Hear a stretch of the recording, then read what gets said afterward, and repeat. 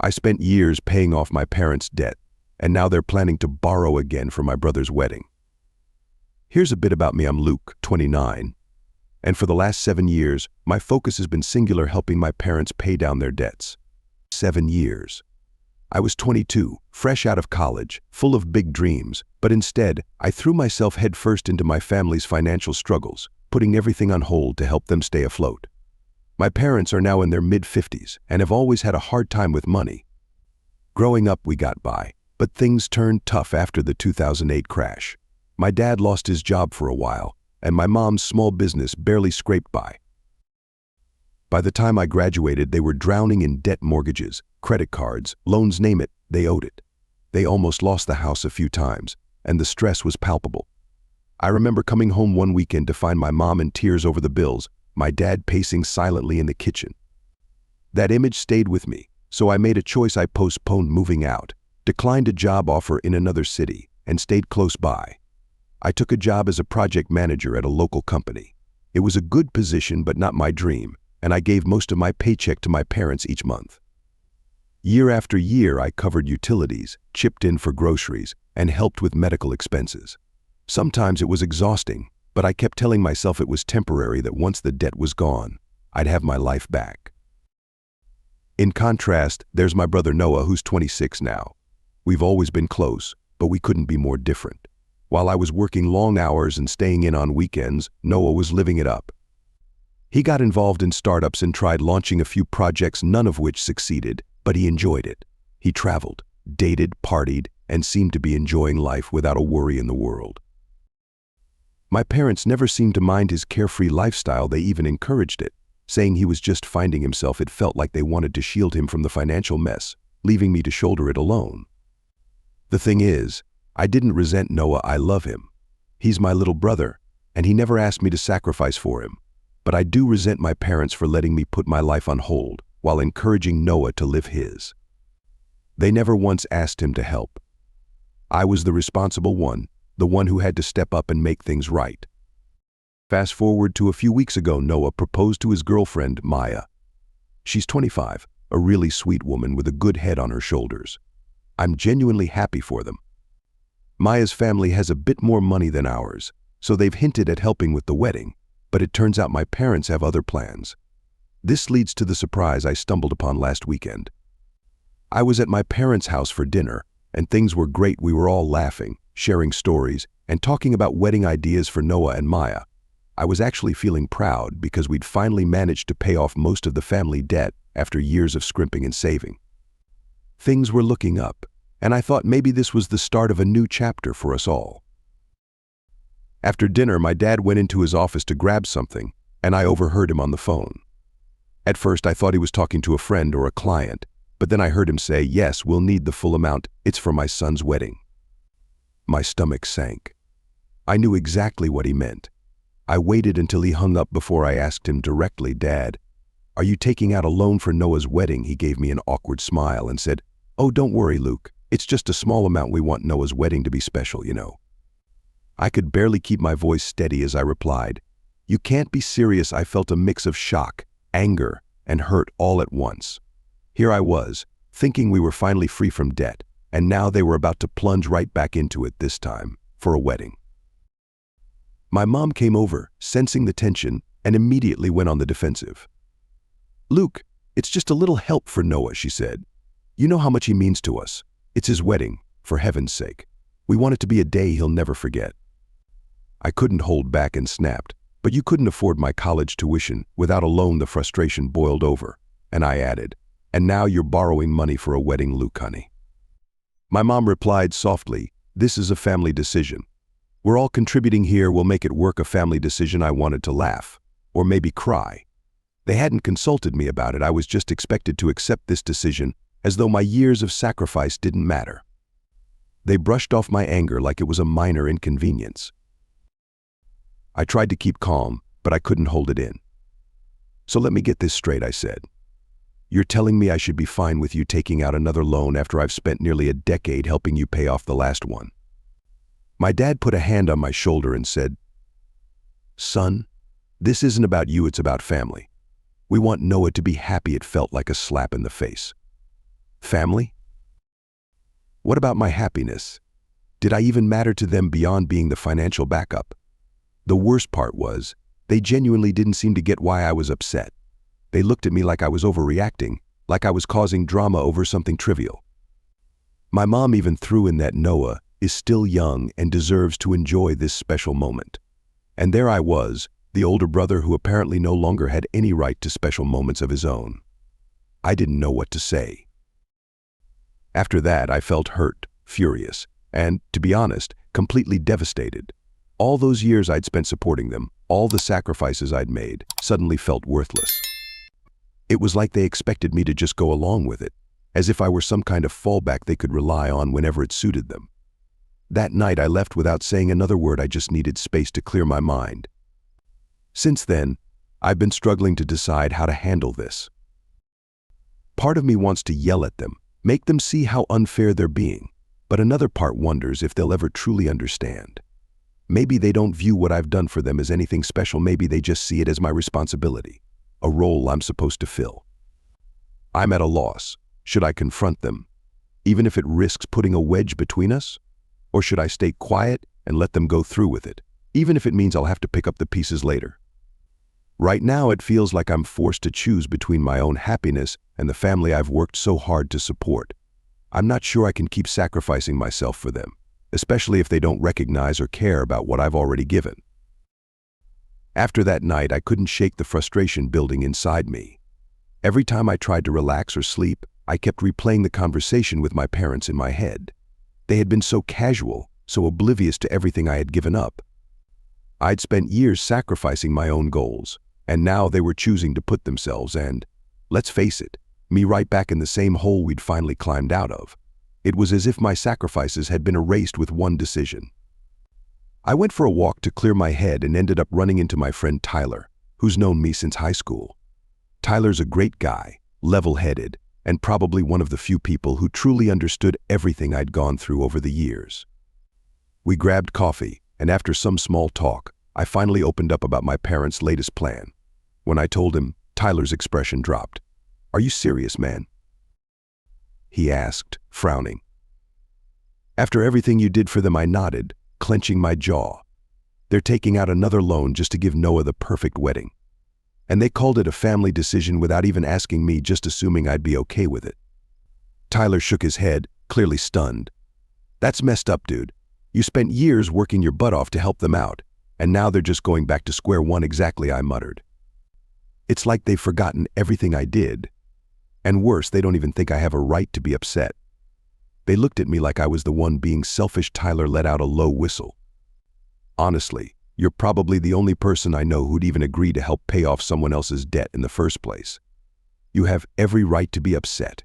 Luke, hearing it from him, validated my feelings.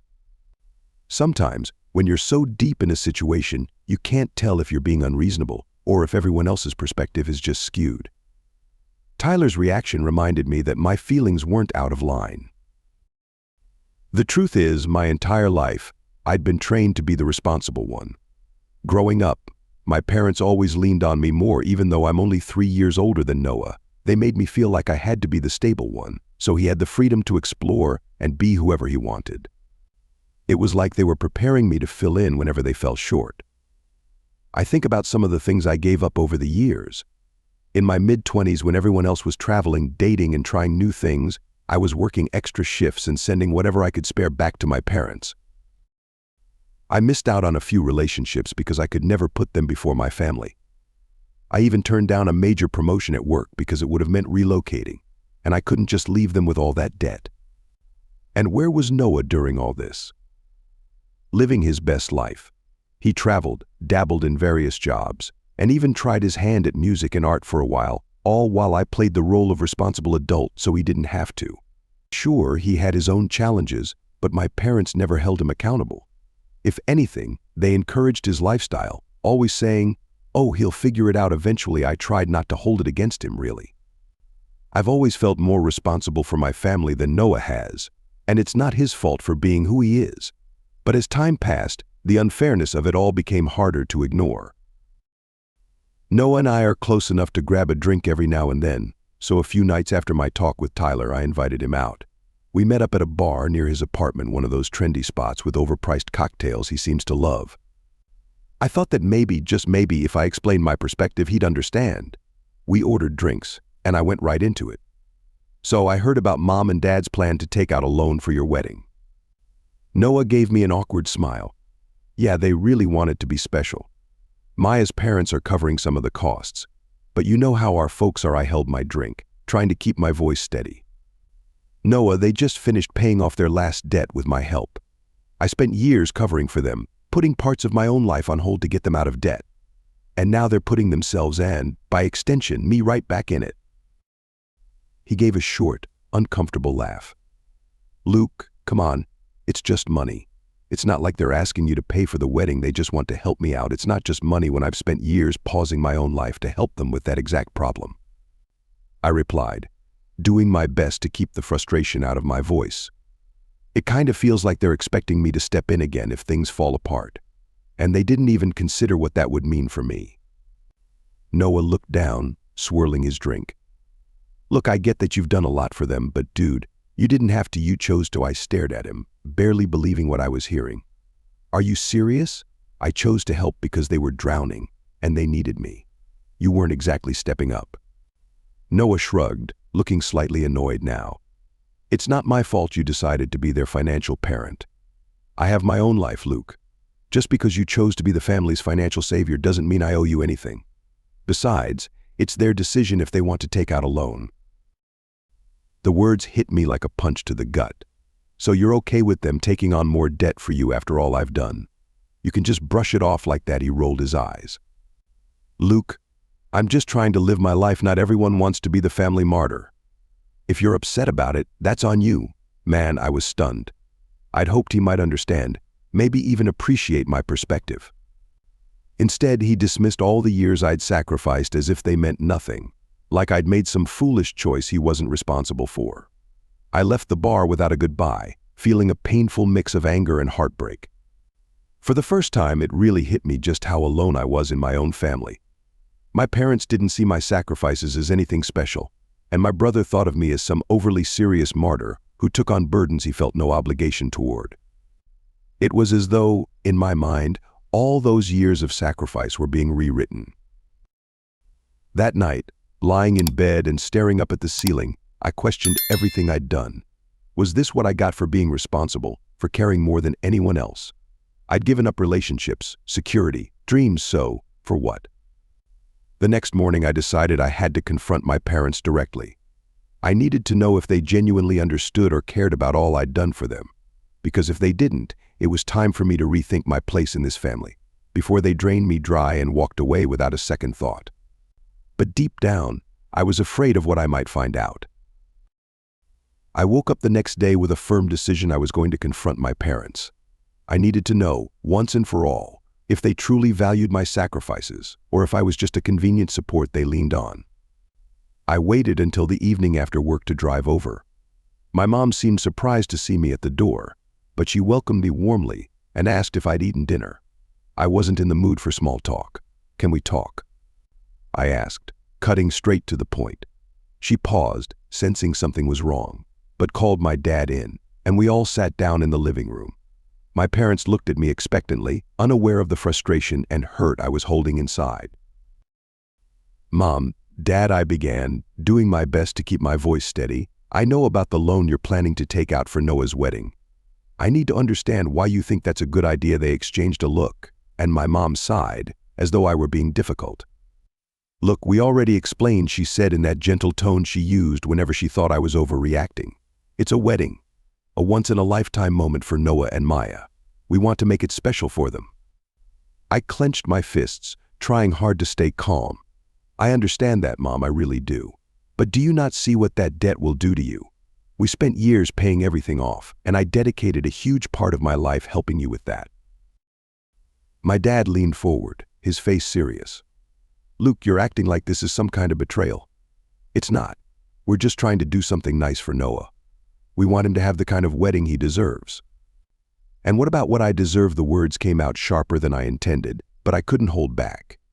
Do you realize what I sacrificed for this family?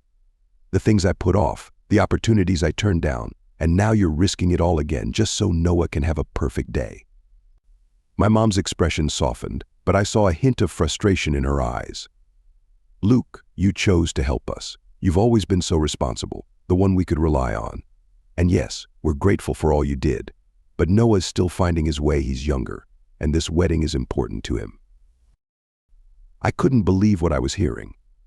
"So, just because I'm responsible, you feel entitled to let me handle all the hard stuff while you continue letting Noah live without any of the responsibilities I've had to bear?" "It's not like that," my dad replied, growing visibly frustrated. "You know we love you both equally. This is just one thing we want to do for him. Luke, it's not just one thing," I countered, my voice rising. "It's a pattern. I'm the one who stayed, the one who helped when you needed it. And now you're asking me to accept that you're going back to square one, acting like everything I did was just something you could brush aside." My dad threw up his hands. "Luke, you're making this more dramatic than it needs to be. This is supposed to be a happy event, your brother's wedding. Can't you just let him have this?" I felt my face flush with anger. Let him have this? I let him have his 20s while I sacrificed mine. I'm almost 30, and what do I have to show for it? A barely used savings account, no property, no stability, all because I put this family's needs first. At that, my mom's face showed both hurt and something else, disappointment. "I thought you'd be happy for Noah," she said softly. "I thought you'd understand it was like talking to a wall. They simply couldn't or wouldn't see things from my perspective. To them, I was the responsible one, the one they could depend on.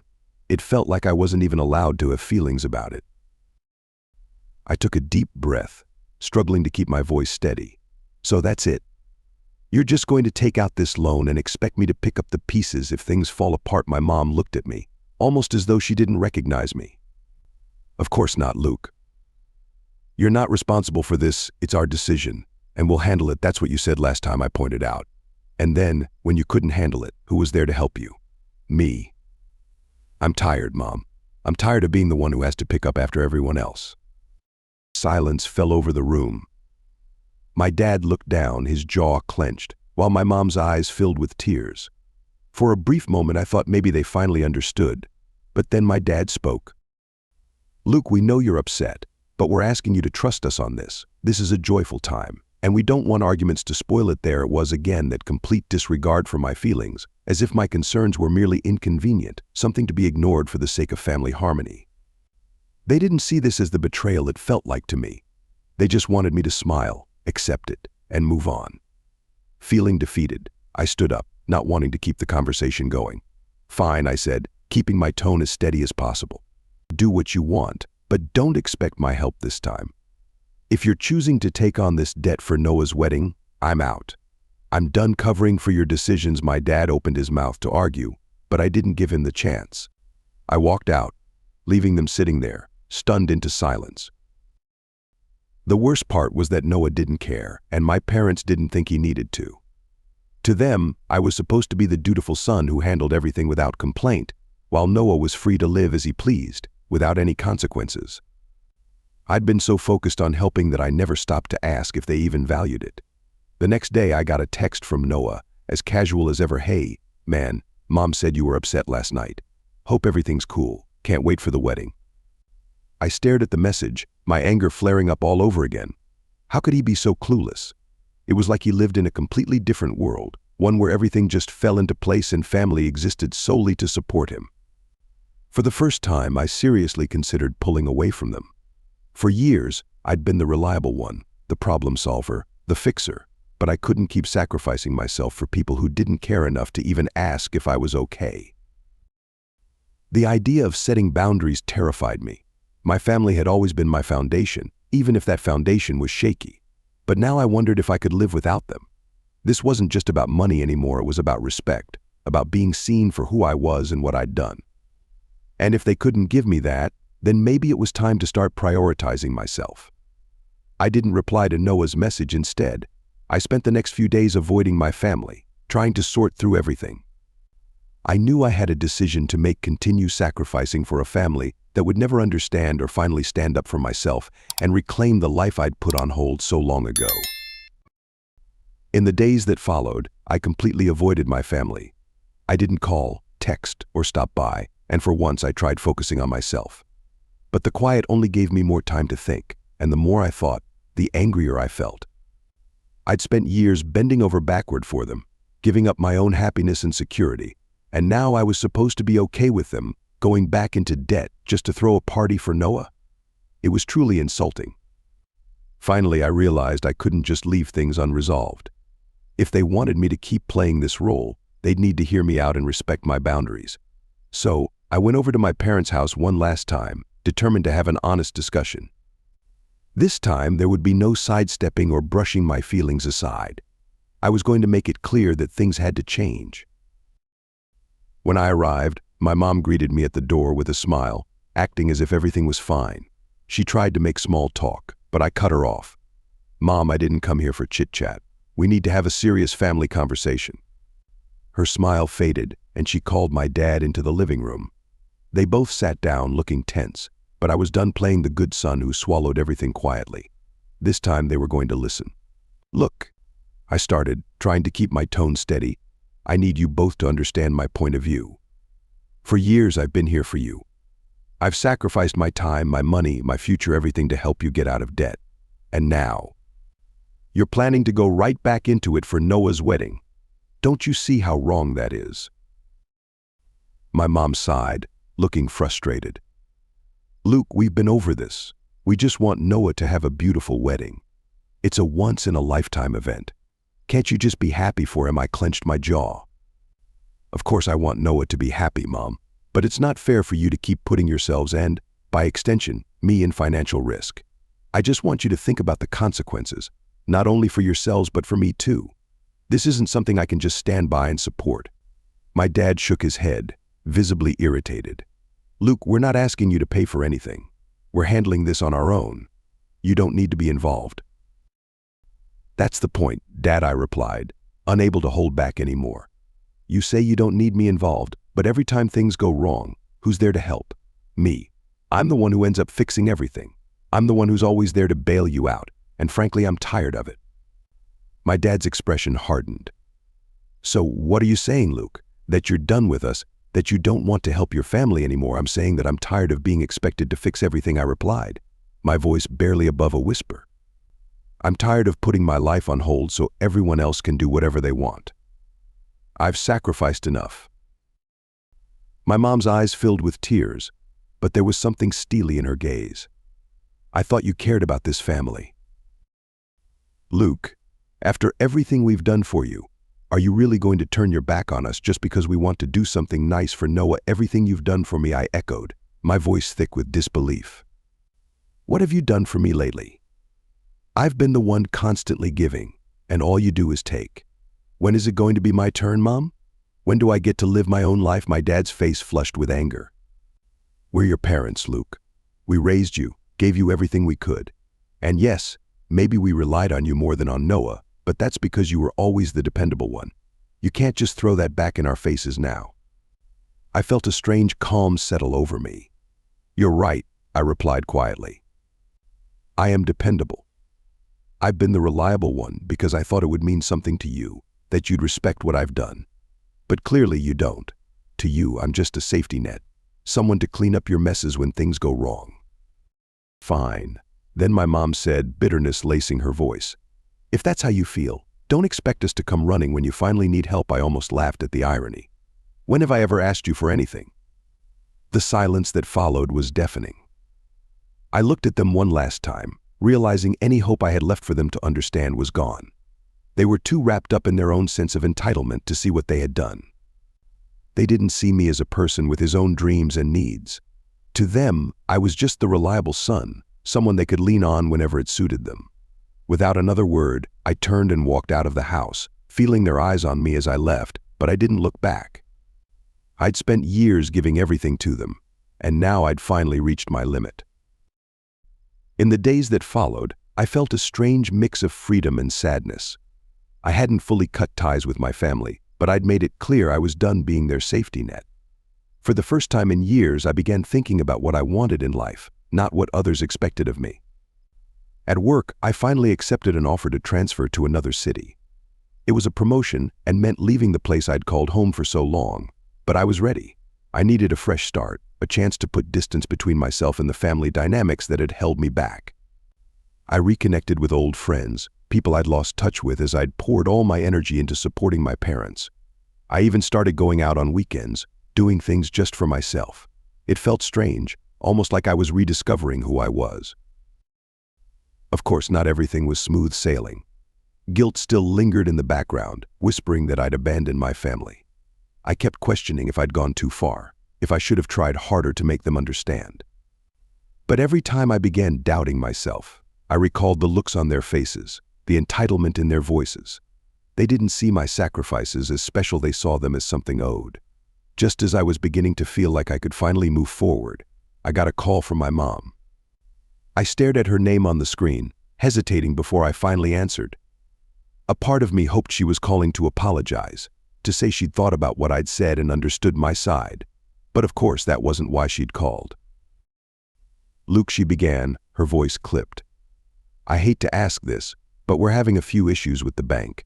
It's only temporary, but we need a little help to get things back on track." A wave of anger and disbelief washed over me.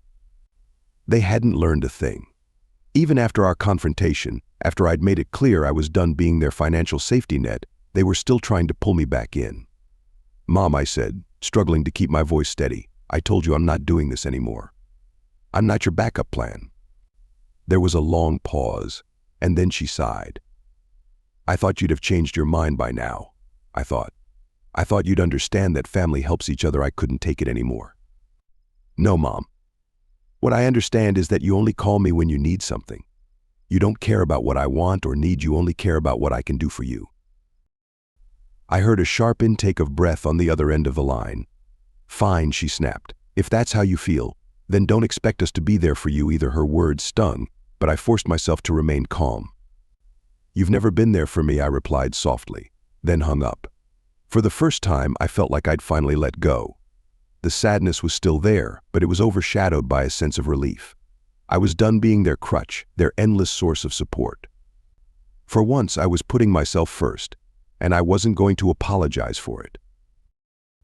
After that last call with my mom, I felt strangely at peace, as if I'd finally closed a chapter that had haunted me for years. I'd spent so much time giving to my family, sacrificing my own happiness and future to help them stay afloat. Now, for the first time in my life, I was free from that weight. I moved to the new city, taking the promotion I'd turned down so many times before. It felt surreal. I found a small apartment downtown, just big enough for me and the life I was building from scratch. I began filling my days with things I'd never had time for: joining a gym, exploring restaurants, meeting new people. I even reconnected with old friends I hadn't prioritized in years. The guilt still lingered sometimes, like a shadow in the back of my mind, but each day it faded a little more, replaced by a growing sense of possibility. I'd spent so long holding my breath, always waiting for the next family crisis. Now, I was finally breathing freely, learning to live for myself. One evening, as I was settling in with a book, my phone buzzed. I glanced down and saw a text from Noah. "Hey man, haven't heard from you in a while. Hope you're good. The wedding's next month, would love to see you there." I stared at the message, torn between the life I'd built for myself and the family that had never fully appreciated my sacrifices. Part of me wanted to ignore it, to protect the peace I'd found, but another part wondered if going back, even just for a day, might give me the closure I needed. After a long moment, I put my phone down, uncertain but unburdened. The decision could wait. For now, I was finally free to live on my own terms,